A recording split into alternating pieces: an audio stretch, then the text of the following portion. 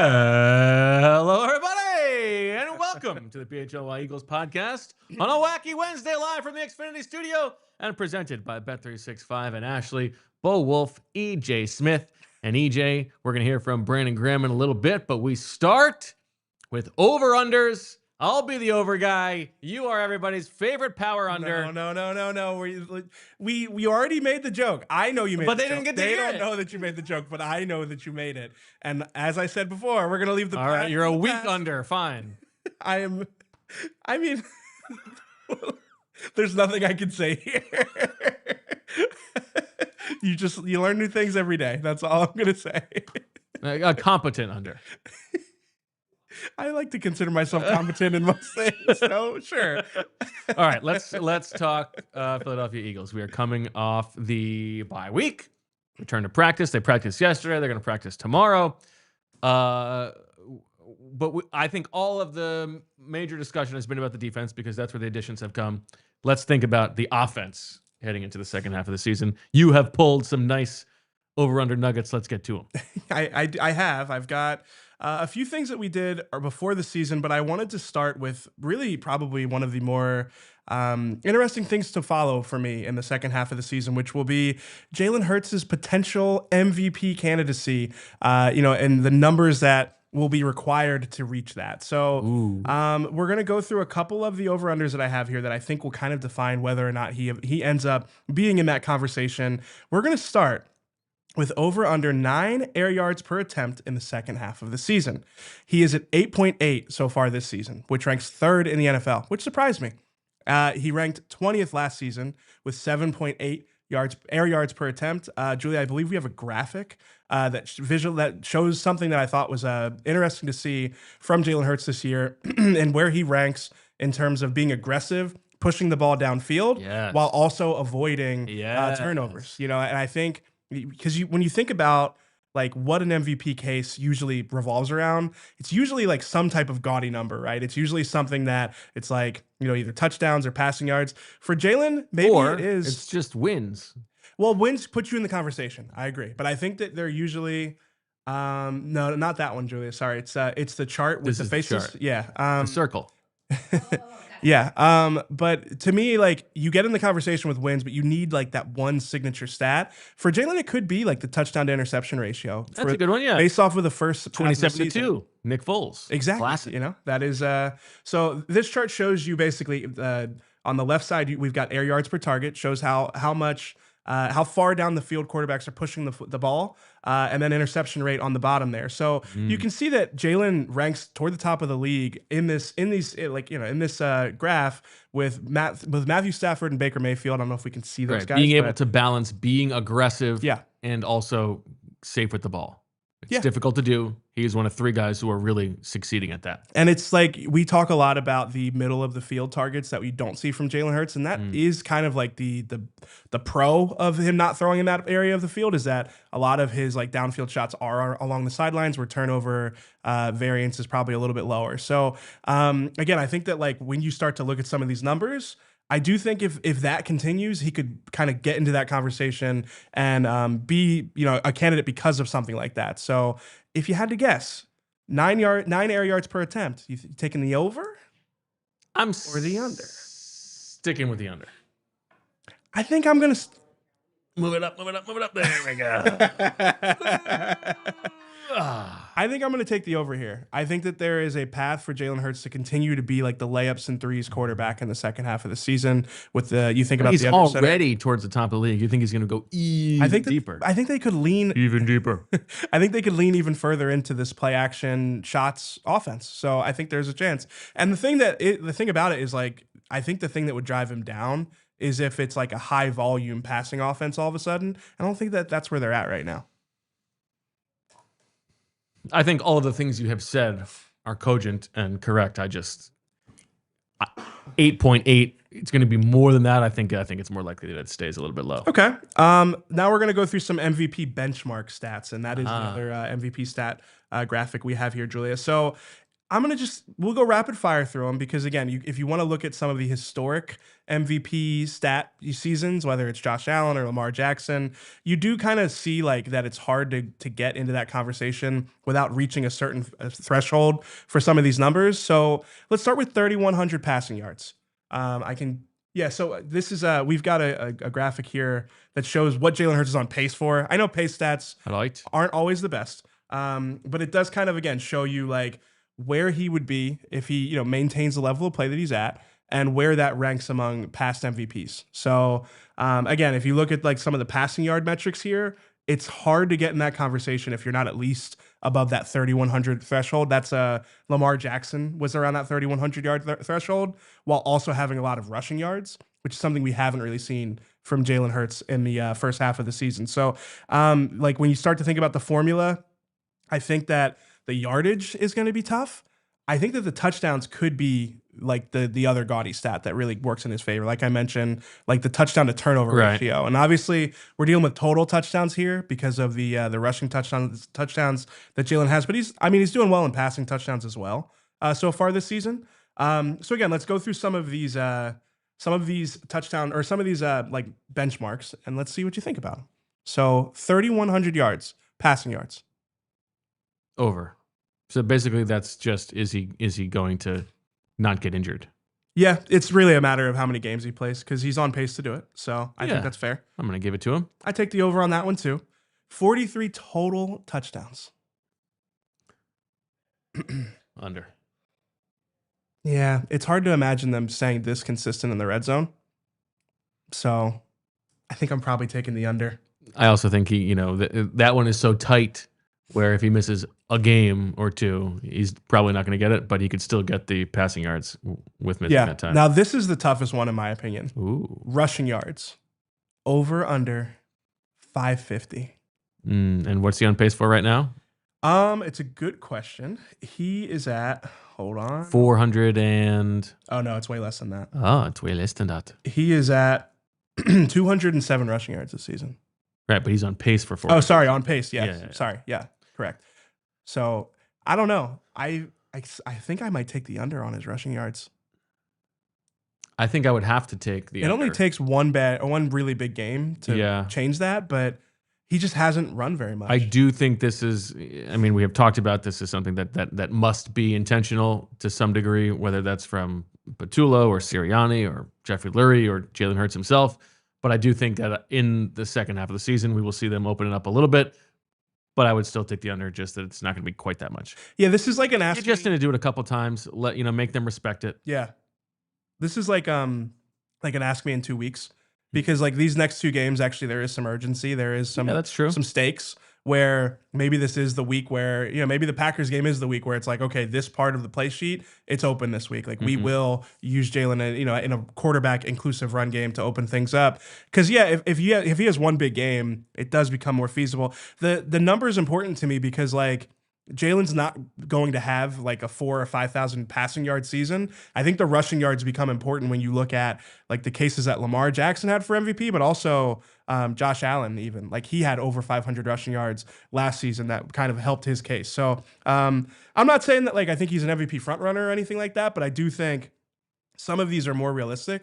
And if he does reach them, I don't know. I just think like with the way that the conference is shaping up, I think he is going to end up in that conversation. It's just going to be a matter of if he has like those 2 or 3 numbers that really push him over the edge. Or 2 or 3 prime time impressive performances. Yeah, signature games. To remember, right? And he's got a Monday nighter against the Packers. Then he's got a Sunday nighter against the Lions. There's week 17 against the Bills. That Bills game like that could be like an MVP versus MVP type. That week 7. That's a good call by you. Yeah. And the truth is, I do think that it's going to just kind of come down to like, do they win the conference by 2 games or 3 games, and then you can make a good case for him. I kind of feel like looping into a conversation we sort of had with Anthony this morning with Brandon Graham. I think I can make the case that next week's game against the Lions is the most important game of the season, because the tiebreaker. It will tell you the most about pressure testing you for the playoffs. Like, where are you really weak? This first game, they're still implementing, these new pieces. They're not fully formalized yet. Later in the season, like, even week 17 against the Bills, there's a chance that game doesn't matter for one of the Sure. two teams, Yeah. right? So like getting this team healthy as it is, most of the players there playing the Lions, it's like, okay, this is a game we know the Lions are motivated for. They didn't get the matchup they wanted last year. Both of these teams are going to be, this is going to be like a slugfest. Let's see, not only do we win or lose, but if we lose, where are the weaknesses? What do we need to do to improve in the playoffs? I agree with you, but I also think that there is a chance that game kind of looks like that joint practice against the Browns, where it's clear that one team really cares about how it looks and the other team doesn't. But I think the other element to this that we talked about yesterday, and maybe I mean, no, I don't think I'm overstating it. Actually, like the tiebreaker against the Lions could turn out to be a really big deal. Absolutely, like if they end up having to go to Detroit. And like you get the Jared Goff in the dome experience, I think that is a. I'm disappointed that you didn't flag that comment. you're slacking a little bit. I just like had to pause myself there. But yeah, if you get the dome experience from the Lions, I don't know how much better that is. It's not better, especially indoors versus outdoors. Especially knowing how active Dan Campbell's teeth are. Indoor versus outdoor could be dangerous. Indoor versus outdoor against the Lions is a lot different. And I think that the tiebreaker against them, especially the Eagles already have the record advantage going into the game. Well, presumably, at least going into this week, they have the record advantage. I do think that that's going to be an important game, but I do think that it's a little bit like it could be the Lions Super Bowl compared to where the Eagles are just, it's kind of like an important game, but maybe not the biggest game. But I don't know. It does lean into like the conversation we had earlier this season about like, are the Eagles this season kind of like an NBA team where it's like, get through the regular season, get to the postseason. Like this kind of reminds me of like when you have that type of team, like the Sixers used to be that kind of team. Like when they play the Celtics on Christmas Day, that's like this is how this team looks in the playoffs. You do want to kind of use those high stakes games as like instructive moments in the season. Cousin Grace is in the chat wondering if she not to jinx the Eagles, but she thinks the Lions are fake. And to me, we're talking about Detroit being fake. We don't call them fake. We call them halfway crooks. Oh, it's a great song too. Just a great song. Shooklands. Yeah. Anything else from Jalen Hurts?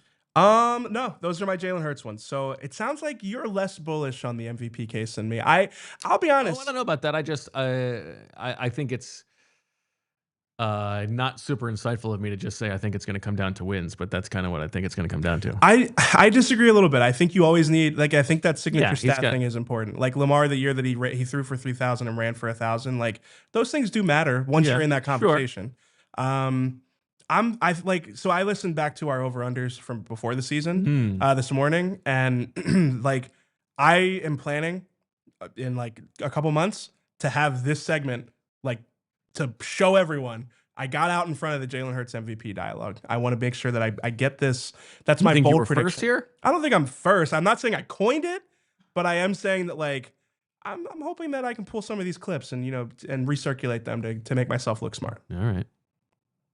Planting my flag here. Buying the stock. All right. Let's take a quick break. We'll come back. We'll talk Saquon, the receivers, get into what Howie Roseman said yesterday.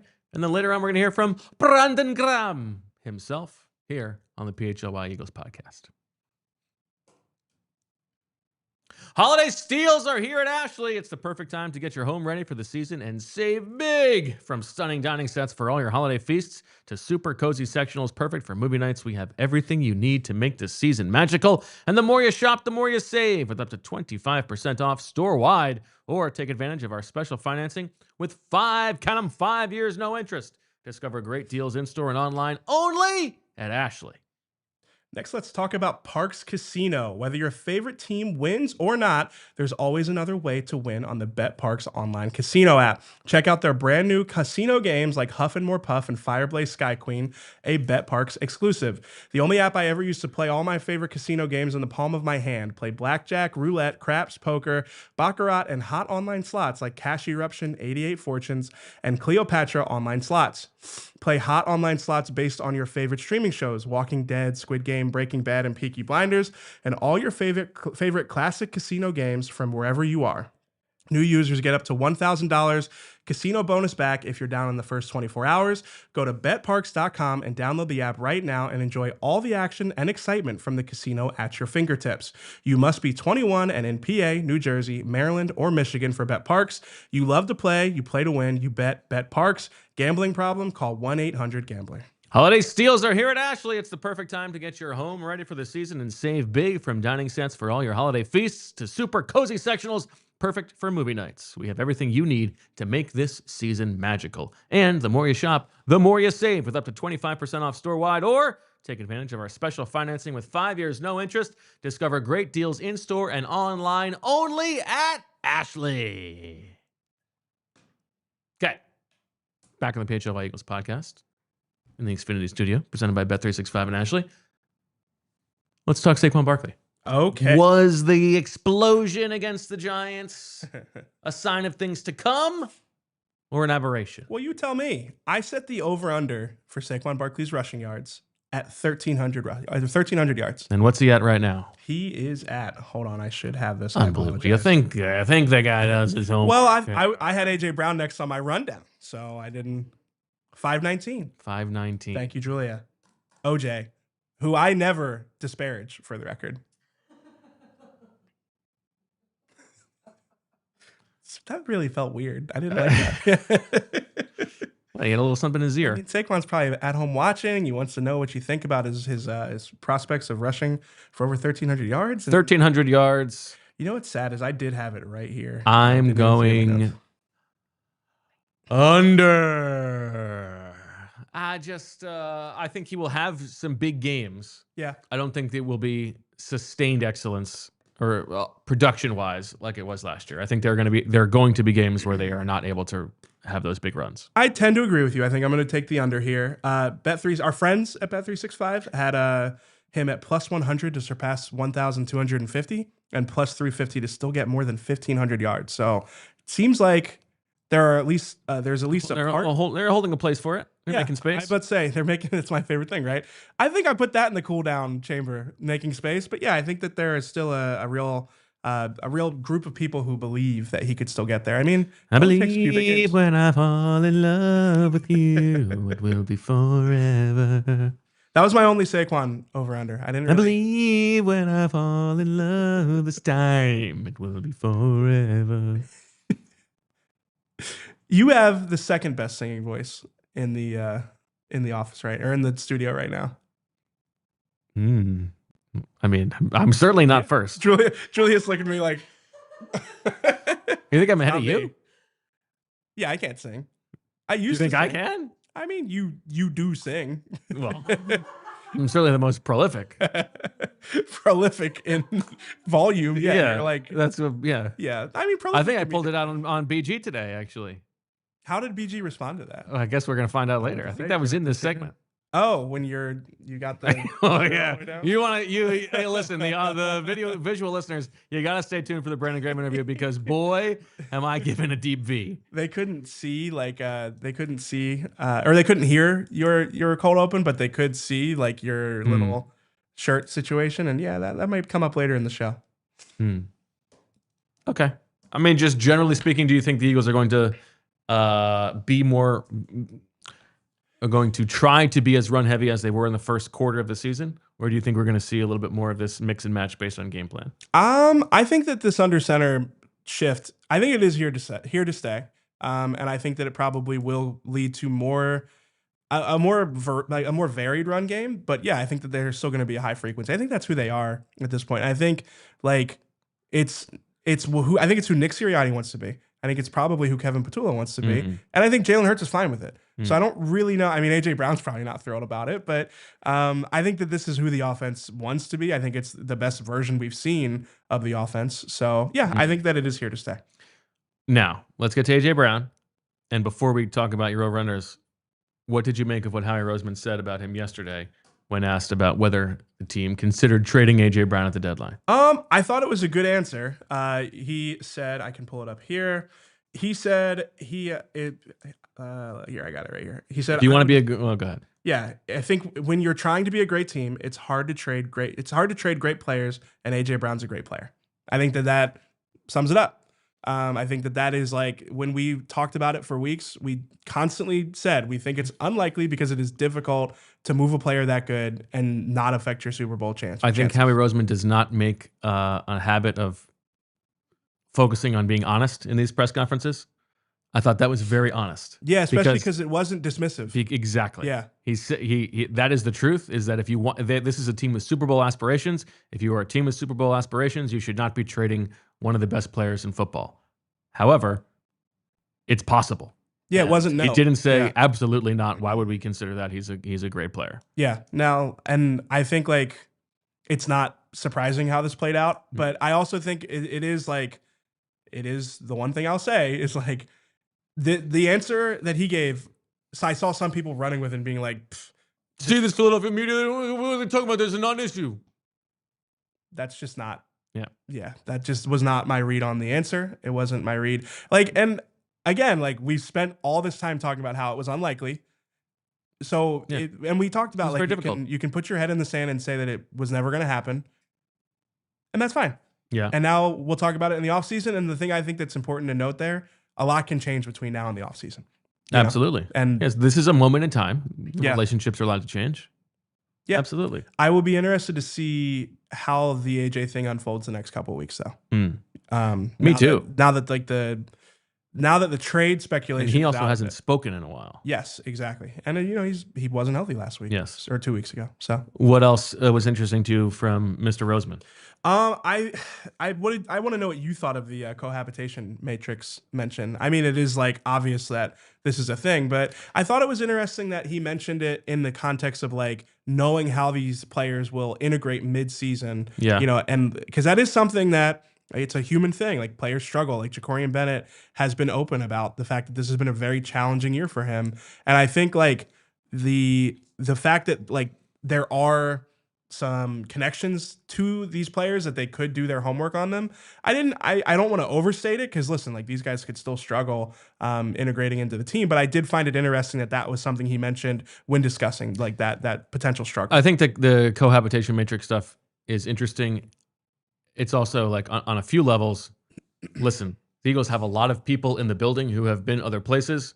Chances are there's going to be somebody who knows somebody you're interested in trading for. Now, these ones are a little bit different. Vic Fangio having coached Jaelan Phillips is significant. Christian Parker having coached Jair Alexander is significant. I think the Joe Douglas one is a little bit less so because you're not talking about like hands-on how this guy's going to be used, but it speaks to the guy's character. And it is absolutely true that there is a lot of guesswork about how it is difficult to implement a guy midstream, and you need to know what kind of worker they're going to be like in those situations. You can understand why you would want to eliminate some of the guesswork there. I also think there's a chance that maybe if you are too focused on that and you are too hesitant of bringing in a better player because you don't know him, you could be missing out. I totally understand that. And I think in this case, it is more about Jaelan Phillips is a really good player for what we need than Vic Fangio knows him. Especially like with Joe Casper, like he coached Michael Carter at Duke. Like Michael Carter's probably one of the best players on the team. It's like that guy's great. Yeah. So I do think you can overstate it, but I did find it interesting. I also think that because we're seeing like an uptick in trades, especially it seems like blockbuster trades at the deadline. I think that it's been interesting to see, our friend Zach Berman, who had that great interview, the guy who had the interview with David Baker. Oh, the author guy? Yeah. Yeah. You know who that is. Yeah, he was fun. That was a good episode. He asked a good question about the fact that the Eagles have made 9 trades. He covers the Eagles? He does, yeah. He does. I thought he just wrote He does books. a great job covering the Eagles. I'll have to look into that. You should. You'd find some stuff you'll enjoy. That's debatable. Well, I'll be the judge of that. He did a good job framing like the Eagles have made 9 trades since the start of training camp. And I think that as like the league becomes more open to in-season trades, the Eagles have still stayed ahead of the curve. Really, Howie Roseman has stayed ahead of the curve, mostly by like being willing to do the legwork and do the moves around the margins of their roster, and not it might seem like like maybe trivial that like they're going to trade like a 6th-round pick for a 7th and a player that they think could help the team. But I think that those things can add up, you know, not to make a weird, not to make this an analogy for the process with Sam Hinkie, but there is an element to that where it's like constantly turning over the edges of the roster, the margins of the roster to try and find value where other teams probably, I don't know. I think that like each trade inherently invites some risk, right? And I think there are a lot of GMs that are probably risk averse in that way. It's like, I don't want to give up a 6 for a corner that may or may not help us. Right. I think that Howie's willingness to take on that risk, I think that is how the Eagles are staying ahead of the curve as teams are starting to become more and more willing to trade. Because like 10 years ago, it's like, you know, maybe like the Eagles would have been on like the Quinnen Williams deal or something like that, because it's like there weren't teams that knew that he was available. You know, that was like the thing you heard. Right. Now it feels like that's shifted more toward the depth on the roster and trying to build the bottom of the roster up, which is important with how top heavy their roster has become. Yeah, I think that's fair. My other takeaway from the press conference is you just think about the great will they, won't they romantic entanglements of like pop culture history, like, you know, Ross and Rachel or whatever it is, like these like, when's it going to happen? I do feel like the Howie Roseman, Jeff McClain thing. I mean, this is one to follow. They have an interesting relationship. I mean, listen, Jeff is a great reporter, I should say, you know, a former colleague of mine. And I feel like I had I wouldn't say a front row seat, but I've seen that relationship evolve. And now, yeah, Howie's like looking for him on the screen. Like, I mean, heavy flirting. See you. Yeah. So respect to Jeff. Yeah. I mean, whatever it takes to get the job done. Getting it done in and out of the studio. All right. So what do you have for AJ Brown? Okay. AJ Brown, over under 40 catches for the season. He's at 29 this year. He had 39 catches after 8 games played last season. Again, he missed some time early in the year, so this is not the first 8 weeks. But so you're saying over the course of the next 9 games, yeah, 40 over catches. under 40 catches in the second half of the season. Got it. Over. I'm taking the over. I don't feel great about it. I mean, he could still miss some time here. He could certainly miss time, but I think if he plays, he's going to get over. I'm taking like a tepid. Taking his head off? No, I'm like here. Just like a tepid over. I'm kind of like here. Okay. The other one I have that is probably more instructive is his yards per route run. So he was at 1 point. He is at 1.7 so far this season, which ranks 38th in the NFL. Last season, he finished the year at 2.61, which ranked 3rd. I set the over-under at 2.25 for this year. And what's he at right now? He's at 1.7. So, I'm sorry, we're going second half of the season. Second half only. Yes, second half only. I'll take the over. I'm taking the under on that one. Okay. I feel like the thing we've seen from AJ this year, and that's why I didn't feel great about the over, I think he might not be the volume receiver. I think that might be DeVonta this year. I think that would be interesting. I think that AJ might be the splashy receiver, you know, and especially I think there's a case to be made that that's their best version. It's their best version if AJ Brown is on board with it. Right, exactly. Yeah, I mean, it looks different, but I do think, and DeVonta is the next one we'll do here. I do think that like having DeVonta as your volume guy, having DeVonta as the guy who leads the team in targets most weeks makes a lot of sense because he is that type of receiver. You know, I know one of my like first podcasts here, like I was talking about Justin Jefferson and I called him like a possession receiver. And I don't mean that disparagingly. I mean that as like, that is the guy who gets a heavy amount of targets because he's open so much. And he is like more, I think DeVonta is more of that type of receiver than AJ is. AJ is like a dominant physical receiver. He is somebody who can, you know, make a play out of anything, like pretty much anything. I think DeVonta is more of like you can scheme him open. You can have a more varied route tree. And really, I think you can show your creativity as like an offensive staff through a player like DeVonta. So I think that he might be the volume guy. So I actually am going to take the under on the AJ Brown. Wow. The AJ Brown yards per route run. I think he might be more middle of the road than he was last year. You gave a lot of wrist there.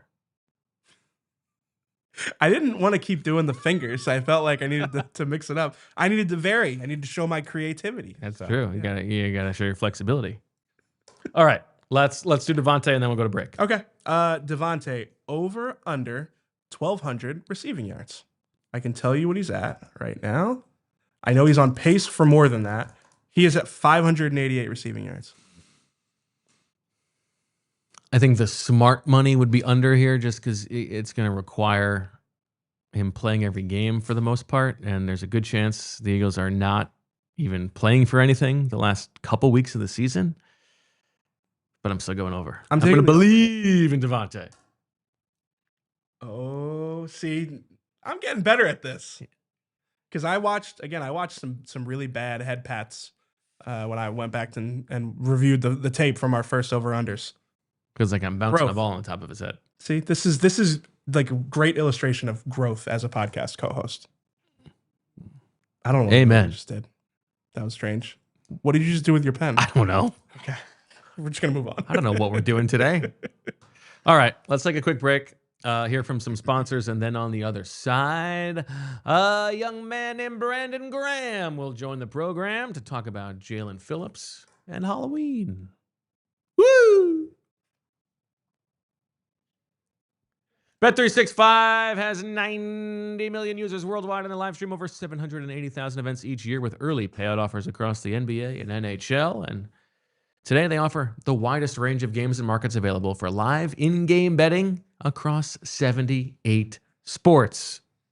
We are news people here, and I can break some news for you because the breaking news from Bet365 is that new customers now get $300 in bonus bets if you bet $5, win or lose. Sign up, use the code PHLY365, deposit $10, and place a bet for $5 to get $300 in bonus bets if your bet wins or loses. Bonus bets can be used on the spread, the totals, player props, futures, and more. Whatever the moment, it's never ordinary at Bet365. Must be 21 or older and physically located in Pennsylvania. If you or someone you know has a gambling problem and wants help, call 1-800-GAMBLER.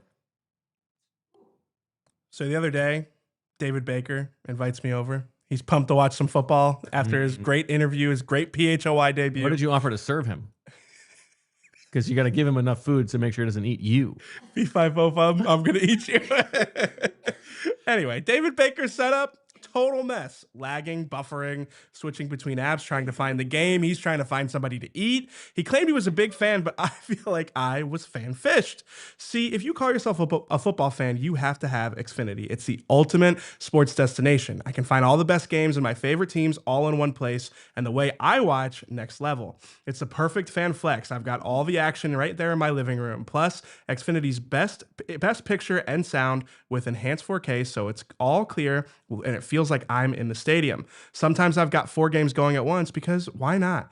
On top of that, I get real-time notifications and live stats right on my TV. It's the best seat in the house every time. Next game day, make sure that big fan isn't a big fail. Learn more at Xfinity.com. Xfinity, imagine that. Restrictions apply. Multi-view requires Xfinity 4K capable TV box.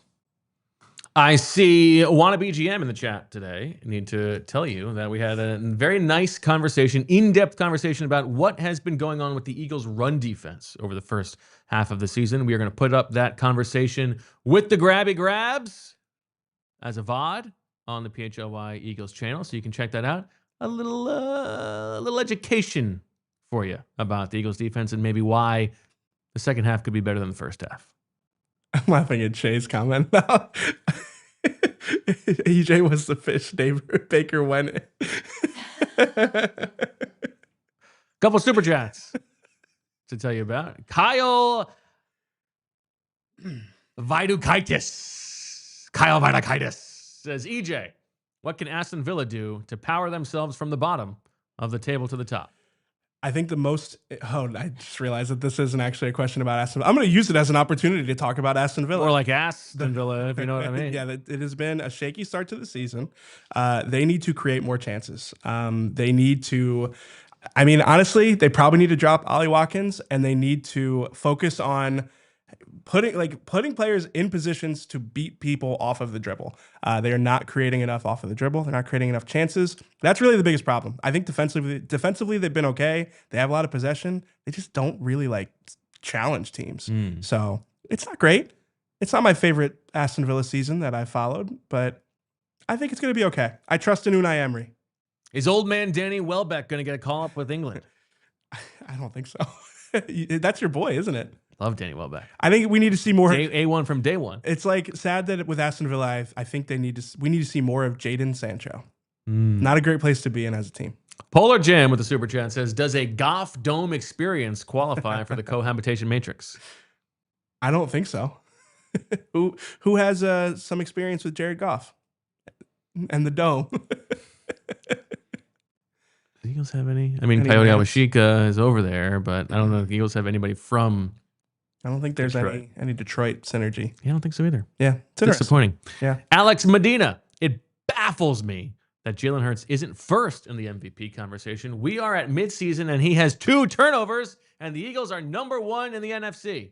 The turnover thing is real, I think. I think that if it continues that way, if his numbers are good enough with his turnover staying low, I think that there is like especially you could just hear Nick Sirianni talking about like the way he affects winning. And all he does is win. So I think that conversation, again, I'm investing. It does. I mean, it does truly baffle me that he is not higher up than he seems to be in the betting odds. Yeah, I mean, like 9th right now. I don't usually put much stock into like the no one likes us Philadelphia narrative. I mean, I'm not saying it's not true, but I think it can be overstated. But this is one where it's like it just kind of feels like people, like we talked about it with the processing stuff. I feel like Jalen just doesn't always get the recognition for some of those things, and like some of it's fair.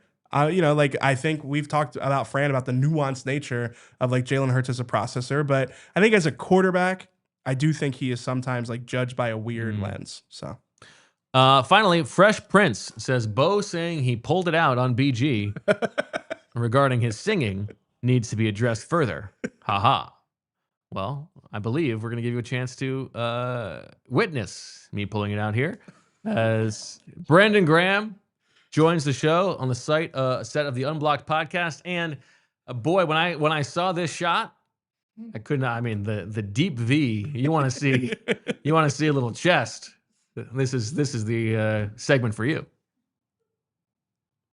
Back on the PHLY Eagles podcast from the set of Unblocked with Brandon Graham.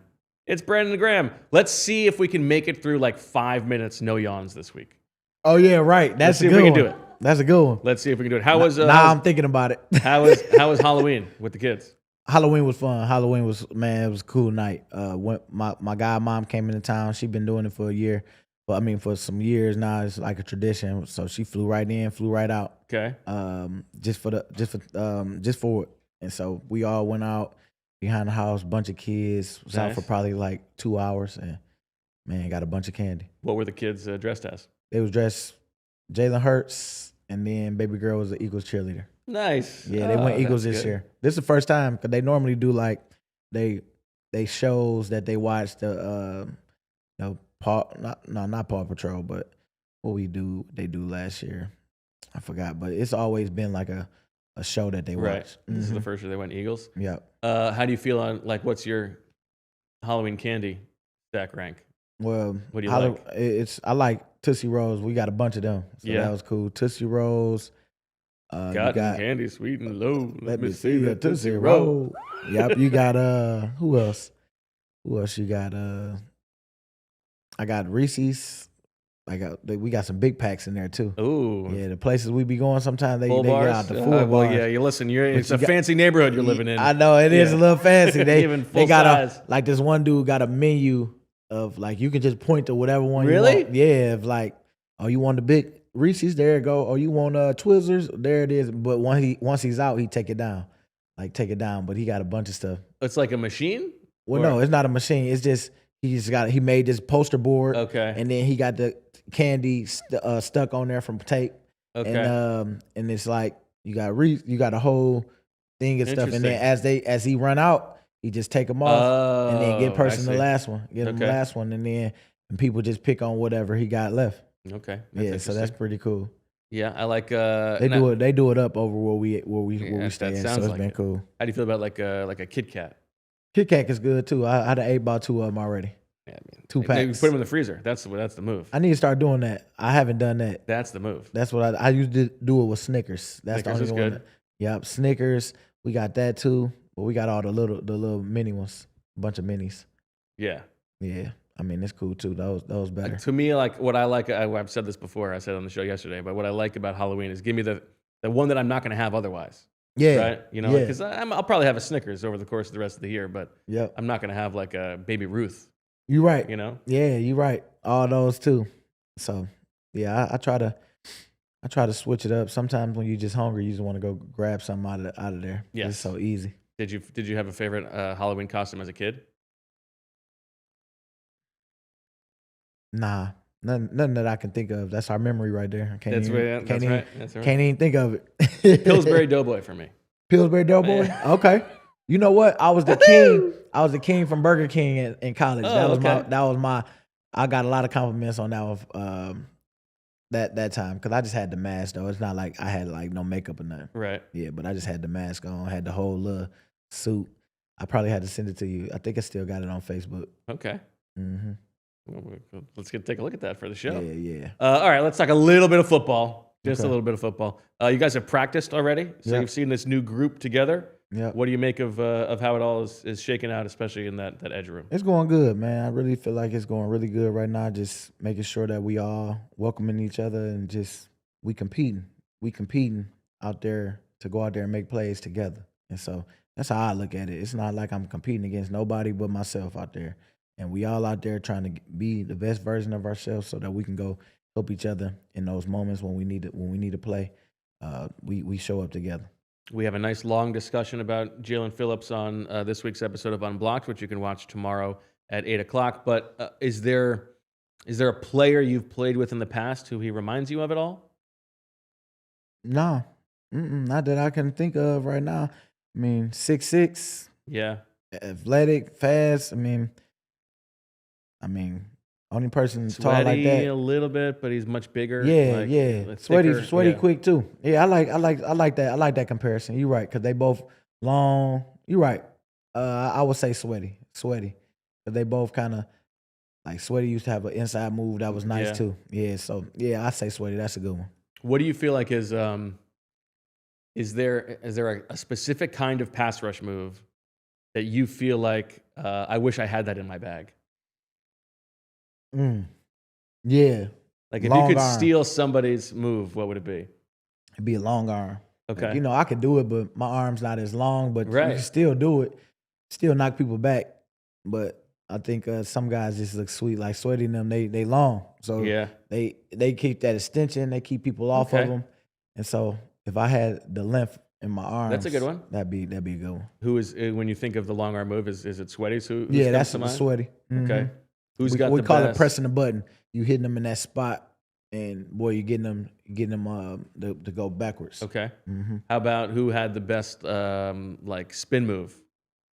If That I you had played to with her, say, you but think I about never one. played with him was Freeney.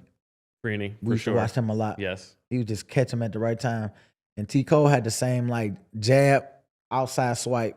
He used to jab, outside swipe. It was you get them to stop their feet, and man, Trent Cole, if you watch his film, Okay. he got the same move, but he was just lethal with it, and he was a technician. I got much respect for that because people used to always be like, T. Cole, switch it up, do this. And it's like, man, tell them to stop it first. Yeah. So Right. it's like, hey, that's one person that I know gonna do it in that moment, and he did it every time. How about just speed around the edge? Speed around the edge, Von Miller. Yeah, that's a good Yeah, one. Von Miller He used to can get bend. off the ball, and he beat people sometimes where they didn't even touch him.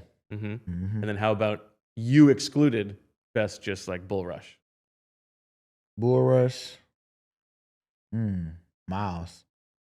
Yeah, I mean that's Miles a monster that's out there. pretty good. 5 sacks, you don't get them by accident. You get them by bullying the quarterback, getting to Right. the ball. All right. Well, that's good stuff. We know yawns. None. No yawns. We made it through. So we'll be back with more on the PHLY Eagles podcast. Thank you to Brandon Graham. Check out this week's episode of Unblocked on Thursday at 8:00. That's right. A new time for Unblocked this week with the Monday night game tomorrow morning, 8:00. You get BG Unblocked. And we're going to stick with that moving forward. Thursdays at 8:00. A little extra time for Julia. A little extra time to cut up some nice clips for social. I like a Thursday morning pod. Yeah. Why not? It's a good time of the week for me. Did you do it just for me? I mean, just with the Eagles schedule. Thursday morning. It's usually a good time to clear it out, walk Okay. the dogs, listen to the pod. I like it. Or watch it on YouTube. Check out that Deep V. I'm a YouTube boy, so I've got the YouTube Premium. I will have it on YouTube. Beautiful. But I will miss the deep V if I'm walking the dogs. Maybe I'll watch and walk. Maybe I'll try that. Just stay safe out there. Can't miss the deep V. You're right. The deep V. I might be walking into traffic looking at that thing. All right, let's take a quick break. We'll come back. We'll do our defensive over-unders and probably some other nonsense.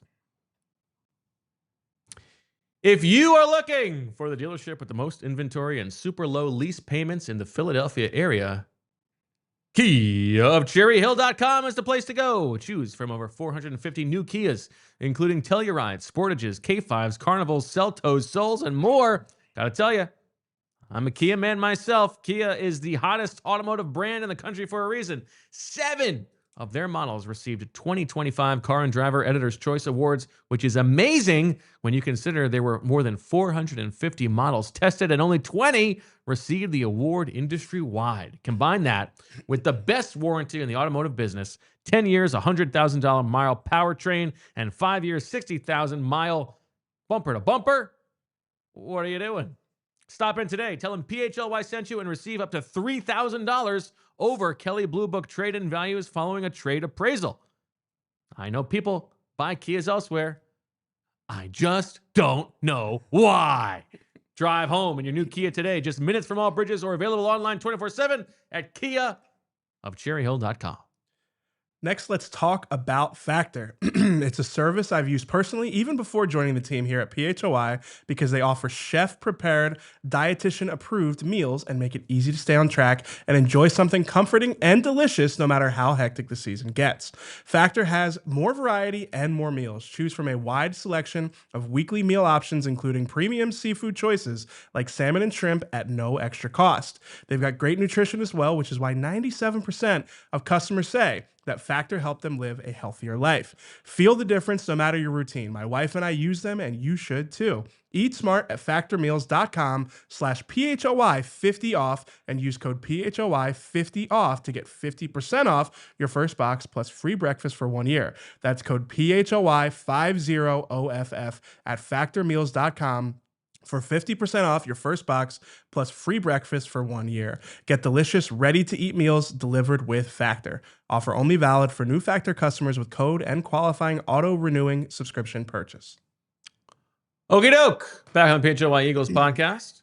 Bo Wulf, AJ Smith, presented by Bet365 and Ashley here in the Xfinity studio. Julia on the ones and twos. Lindsay doing a great job getting some graphics before she flew off to Florida. And boy, are her arms going to be tired. That is such a bad joke to make like a joke that you do that often. Like I love. Don't you understand? That's what makes it good. I love your more commitment you do it to most bits. I stand by your side as your work wife here. This one, I feel like stand by.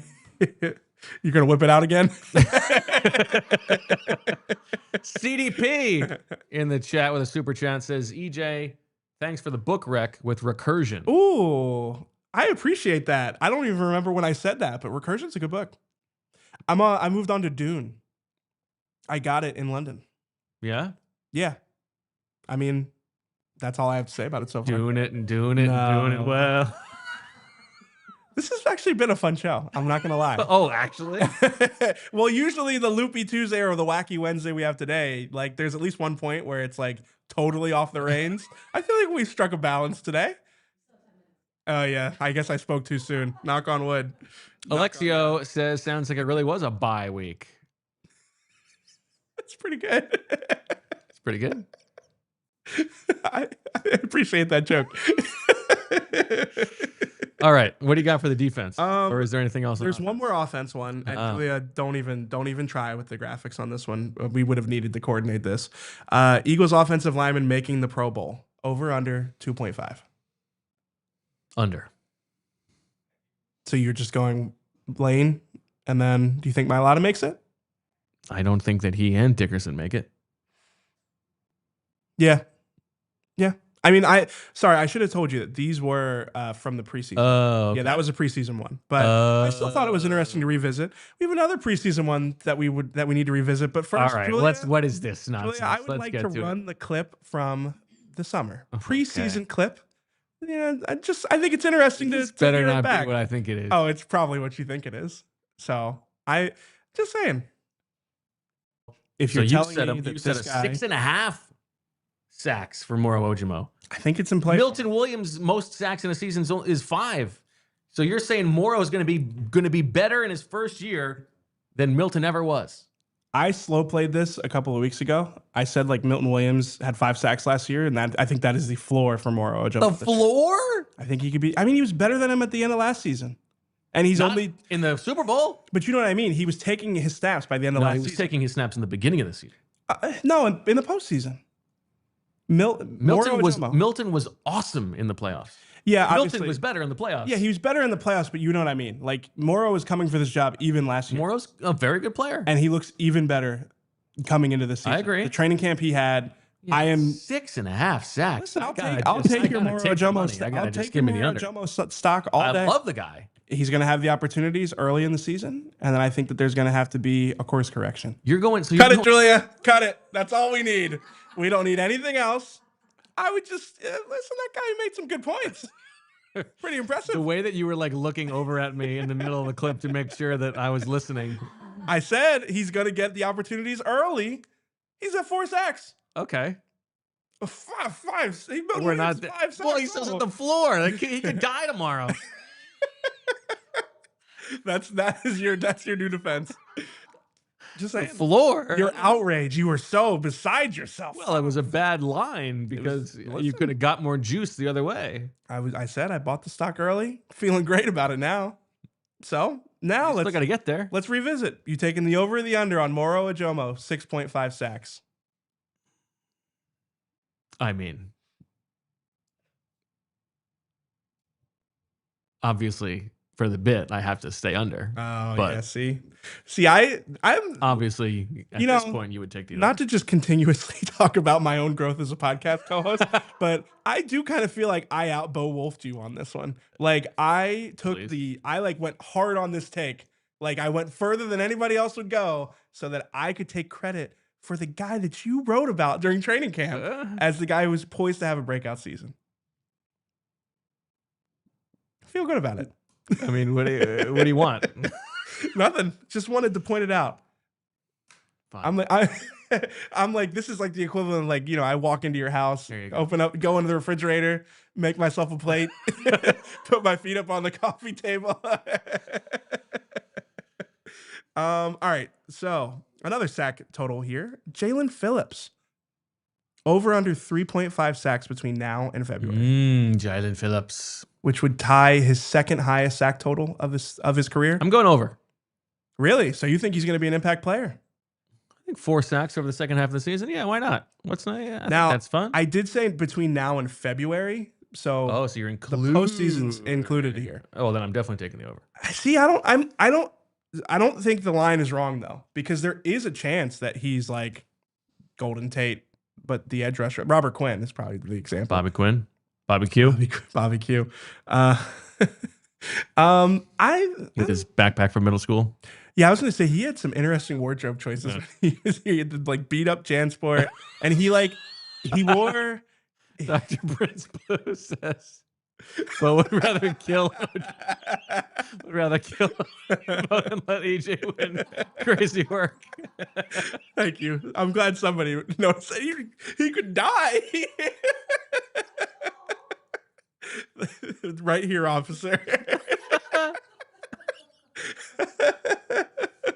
That is so true. Oh man. Like remember when that's good. Said that like I sounded threatening when I said I'm at the elevator with like the knife emoji. That's like you like I'm going to the NovaCare complex. Knife emoji. Oh man. I'll take the over on the Jaelan Phillips sack total. I don't feel as good about it as you do, I would say. Yeah, I feel okay about it. I'm still going over. Like tepid over here. Just like right here. How about Brandon Graham?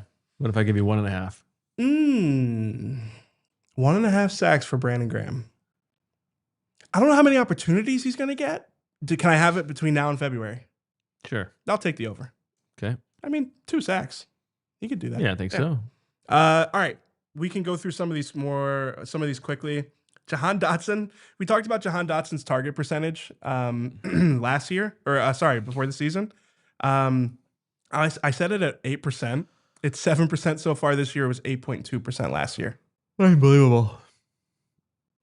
That you yawned, or that his target percentage is so low? That they continue to do this every single year with whoever the number 3 receiver is. Just go run.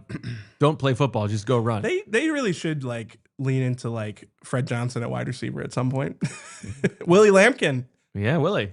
I would like to see it. I mean, you know what? No, I have to apologize. It's got to be Cam Latu.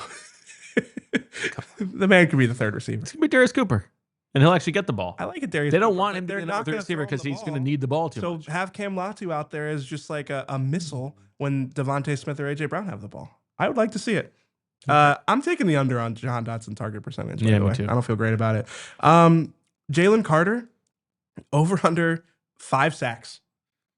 I don't remember what the line was. I can find it here. I bet it was way more than that. Oh, I think it might have been 8. Yeah, it was 8 sacks before the season. He's only got 1. So we're going to go 5. And now this is overall. So you're talking. Yeah, let's 4 go in the second half. overall with this one. I guess I would have to take the under. Yeah. I mean, do I think he's getting 4.5 sacks? But the thing is, he could. Like, it's totally in play for him. You know what? I'll take the over. Okay. I'll take the over there. And we'll find out what you have next, EJ. In overtime.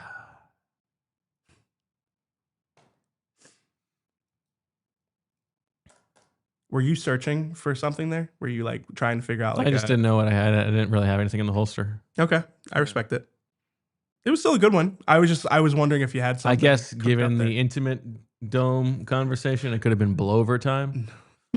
I mean, we are in overtime, so I guess that joke is okay. I need to learn what we can and cannot say in and out of overtime, because I got a little bit of heat for not saying during the show. Right. But I don't know. It's kind of a curse word. It's not a curse word. The payoff for that story wasn't very good, if I'm being honest. The schedule. I find it funny. It might be one of those things where it's like my wife and I kind of like, you and your spouse will like have like your own language. Yes. Like, and it's funny to you guys and it's not funny to anybody else. That might have been one of those. That's okay. It happens. Live and learn. Yeah. Yeah. Like I have like Brazilian names for our dogs that probably nobody else would find funny except for us. Depends what they are. They're not good. Okay. Yeah. Maybe one day. Why are they Brazilian? It's just kind of fun to add like an Inho or an Inha to the end of your dog's name. Yeah. Okay. Yeah. Sounds like you guys have a lot of fun in that house. Get it done in and out of the studio. Per Zach Berman. When I heard that on the play, I was like, no, please. Why did you say that? All right. How we doing in the house after everything that happened yesterday? Everybody's fine. I appreciate you asking. Yeah, everybody's fine. I think my wife is mostly just annoyed at the prospect of me having to pick out another car, because that's not a fun experience for honestly anyone. So yeah. Do you want to tell people what happened? My wife hit a deer. She's fine. Everybody's fine. The car is not fine, but she's fine, fortunately. So yeah, I appreciate you asking. Didn't want people thinking it was more Ojimo that she hit. That if it was you, it would have been. That's Shady Ray. Shady Ray told her. Yeah. All right, who you got? I only have 2 more for you, and then we can revisit some preseason ones if you want. Zach Bond. This is one from the preseason. I had Zach Bond over under TFLs plus PBUs. He had 15 last year. He has 10 so far this year. Really? 5 each. Yeah. Unbelievable. Over. You're taking the over? EJ Inho. I appreciate that. Yeah, I'll take the over. He's gonna have opportunities.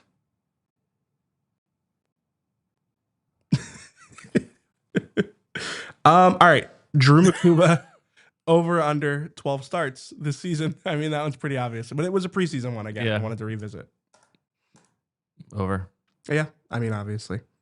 Some of the other ones we had Jahad Campbell over under 4 sacks. It's not looking good for that. He doesn't have any. Could happen at any time, though. Yeah, I don't feel good about it. Quinyon Mitchell, 3.5 interceptions. Not feeling great about that one either. That was a big talking point in training camp that has not come to fruition. I mean, the idea that he like super improved his hands because he caught one in the breadbasket like way downfield. Like, give me a break. He had one good pick in training camp, but yeah, no, it's not. Doesn't seem likely. He doesn't get targeted as much. I mean, he's never been targeted very much, and especially with the state of the secondary, I don't think it's going to happen. So, yeah, those are all the over-unders I have. What were the other ones from before the season? I think that's most of them. Oh, I see. Yeah, no, that was most of them. I mean, you had some, but I didn't have yours. And I mean, come on. Can't be listening to your over-unders. Are you good over here? It's been a long day. For some of us. Yeah, Julia included. I got here. Yeah, you were just sleeping away and all tucked away, comfy in your bed when we were grinding out hard work. Hanging out with Brandon Graham is not hard work. Maybe for Julia, she is doing things behind the scenes, even though you don't appreciate those things. I mean, you get Lindsay back there for like 2 shows, and you're like, oh, Julia who? I've never heard of a Julia before. What are you talking about?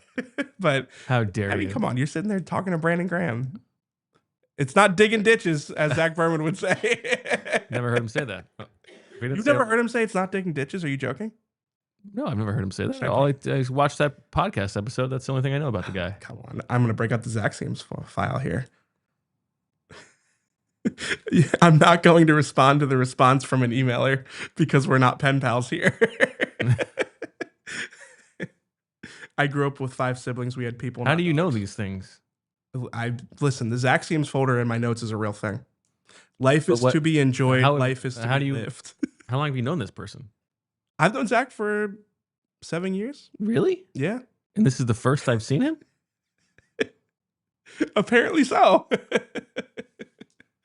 weird to have that kind of oversight in my life. But to the listeners, like, we're making progress. He's acknowledging his existence now. So yeah, I watched the episode.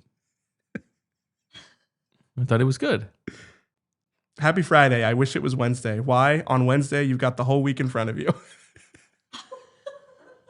This person sounds demented. You get to be here. You don't have to be here, right? Good life advice. Leaders eat last.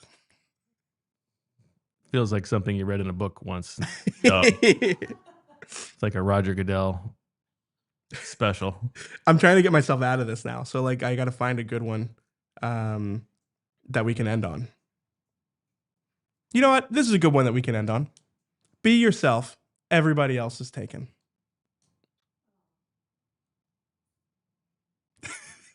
That's a little hackneyed. I mean, so you want me to keep going? Yeah, I mean, like, what is that on a napkin at Home Goods? You know what? This is a good one to end on. Okay. Like, and this is like, for context, it's about people who maybe don't like something, or maybe they don't like the show or something like that. Okay. That's why Baskin Robbins has 31 flavors, right? Interesting. I've never heard that before. I'm running out here. I'm not actually running out, but do you want to keep doing this? Doesn't matter to me. The more I learn about this person, the more interesting a character they become. All right. His brother sells porta potty fluid. I guess I can read this in overtime.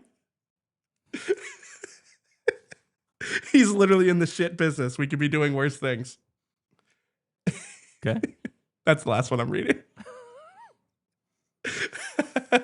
All right. The people seem to like it. I'm about to say, it's probably good for them. It's like they've been going through Zaxxium withdrawal. You don't know what I'm talking about. No idea. Yeah. They understand.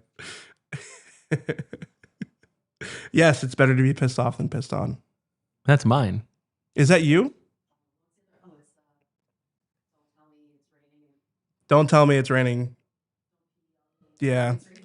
I don't like that expression. It feels even more lewd. How would you feel if you replaced... I'm not going to say it. Attack every day with an intensity unknown to mankind. I think that's a Jim Harbaugh quote, isn't it? If it's not, could be. The chat's going to be furious with me. Oh, whether you think you can or can't, you're right. Yeah. I think it is Jim Harbaugh. I was right. All right. Okay. Oh, yeah. Do not ask for a lighter burden, but for broader shoulders, idiot sandwich. He's correct. It's in there. It is in there. Nice. I said that to him at the Ospreys. He was at the Ospreys? My award show? All right.